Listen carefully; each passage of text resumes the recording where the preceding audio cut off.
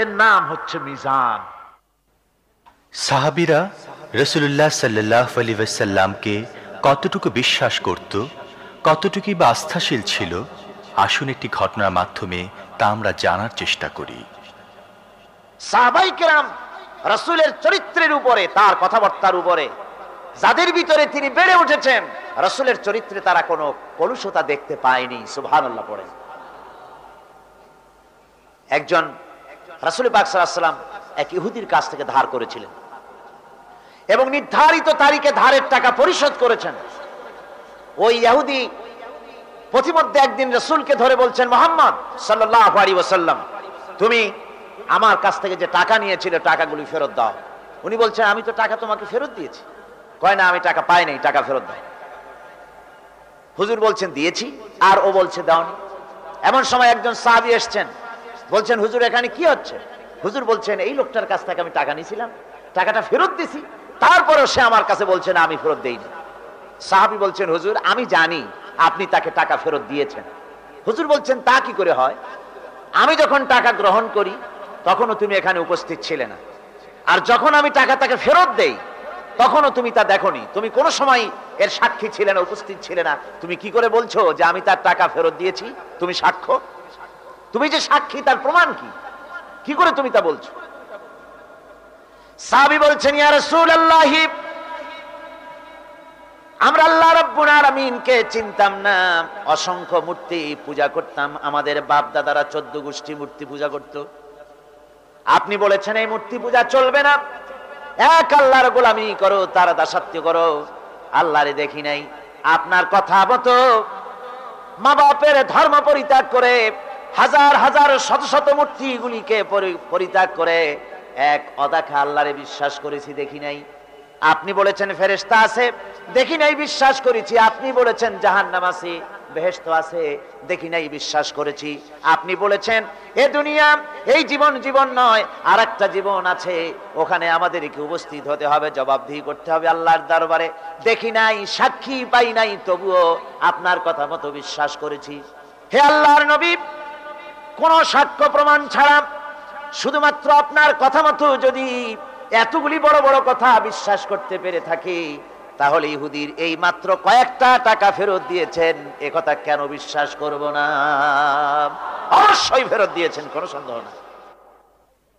রাহমাতুল লিল আলামিন নবী মুহাম্মদ রাসূলুল্লাহ সাল্লাল্লাহু আলাইহি ওয়াসাল্লামের জামাতা হযরত আলী রাদিয়াল্লাহু তাআলা আনহু, চরম বিপদের মুখেও যিনি অসীম সাহস আর ধৈর্যের পরিচয় দিয়েছেন। হিজরতের ঘটনায় যা আমরা দেখতে পাই, গভীর রজনীতে আল্লাহর নবী ঘুমিয়ে আছেন। গভীর রাত্রে মক্কা শরীফে হযরতে জিবরাইল এসে বলেন, আসসালামু আলাইকা ইয়া রাসূলুল্লাহ, ইন্নাল্লাহা ইয়াকরাউকাস সালাম। হুজুর, আল্লাহ আপনাকে সালাম বলেছেন। আর আমি দেখে এলাম আপনার ঘরের চতুর্দিকে কাফেরেরা তরবারি নিয়ে দাঁড়ানো। মেহেরবানি করে আপনি ঘুমের থেকে জেগে হিজরত করে মদিনায় চলে যান। নবীজি ঘুমের থেকে জাগলেন, হযরত আলীকে ডেকে বলেন, আলী রে, আমার বিছানার উপরে আরাম করে ঘুমায় থাকো, শুয়ে থাকো, আল্লাহর অর্ডার হয়েছে, আমি মদিনার দিকে চললাম। আমার ভাইরা, হযরত শেরে খুদা আলী রাসূলের দিকে তাকিয়ে বলেন, ইয়া রাসূলুল্লাহ, আপনার বিছানায় আপনার চাদর, আপনার কম্বলখানা গায়ে দিয়ে আমি শুয়ে থাকবো। সকালবেলায় কাফির বেঈমানেরা এই ঘরের মধ্যে ঢুকে আপনার বিছানায় আপনার চাদর মুড়ি দিয়ে আমি আলীকে তারা মুহাম্মদ মনে করবে, আর আমাকে মুহাম্মদ মনে করে তাদের তরবারি দিয়ে তারা আমাকে টুকরা টুকরা করে জমিন থেকে বিদায় করে দেবে।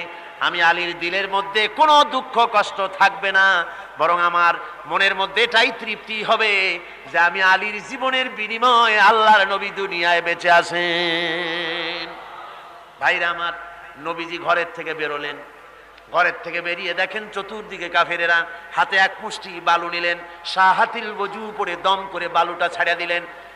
চতুর্দিকে কাফেরে দাঁড়ানো, কাফেরদের চোখে বালু চলে গেল।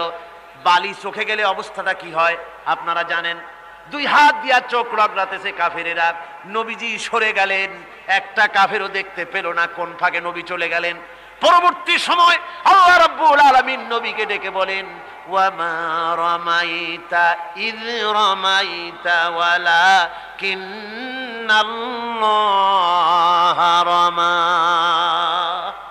ও নবী, আপনি নিক্ষেপ করেন নাই। যখন আপনি নিক্ষেপ করেছিলেন, আপনি শুধু বালুকণা ছেড়ে দিয়েছিলেন, আর আপনার ঘরের চতুর্দিকে কাফেরদের চোখে বালুকণা পৌঁছে দেওয়ার দায়িত্ব আমার কুদরত গ্রহণ করেছিল। সুবহানাল্লাহ, সুবহানাল্লাহ। আমার ভাইরা, নবীজি হযরত আবু বকরের বাড়িতে গেলেন, দরজায় গিয়ে আস্তে করে নক করেছেন। দরজায় গিয়ে আস্তে করে নক করলেন, ভিতর থেকে আওয়াজ এলো, কে? ভিতর থেকে লাব্বাইকা সাদাইকা বলে হযরত আবু বকর বেরিয়ে এলেন। আল্লাহর নবী জিজ্ঞাসা করলেন, আবু বকর রে, এক ডাক দিলাম আর তুমি এক ডাকে সাড়া দিলে, তুমি কি ঘুমাও নাই? হযরত আবু বকর বলেন, ইয়া রাসূলুল্লাহ, আপনি বলেছিলেন আমাকে সাথে নিয়ে হিজরত করবেন। আমি চিন্তা করেছি, না জানি কত গভীর রাত্রি নবীজি আসেন, আর আমার দরজার কিনারে দাঁড়ায়া নবীজি যদি দাঁড়ায়া দাঁড়ায়া ডাকে আবু বকর আবু বকর বলে, আমি আবু বকর যদি বিছানায় ঘুমায় আরাম করতে থাকে, নবীজির সঙ্গে বেয়াদবি হয়ে যাবে, এই ভয়তে আমি বিছানায় না শুয়া এই দেওয়ালের সঙ্গে দাঁড়ায়া দাঁড়ায়া ঘুমাচ্ছিলাম।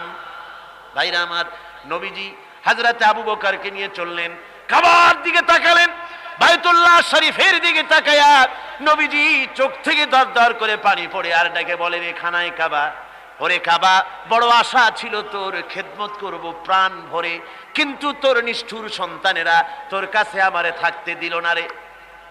নবীজি হযরত আবু বকরকে নিয়া মদিনার দিকে না গিয়া উল্টা পথে জিয়াদ মহল্লার ভিতর দিয়া, মিসফালার ভিতর দিয়া, সাবাব জাবালের সোরে, দুইটা পাহাড় পাড়ি দিয়া জাবালে সুরে যখন উঠলেন, ফজরের রক্ত হয়ে গেল।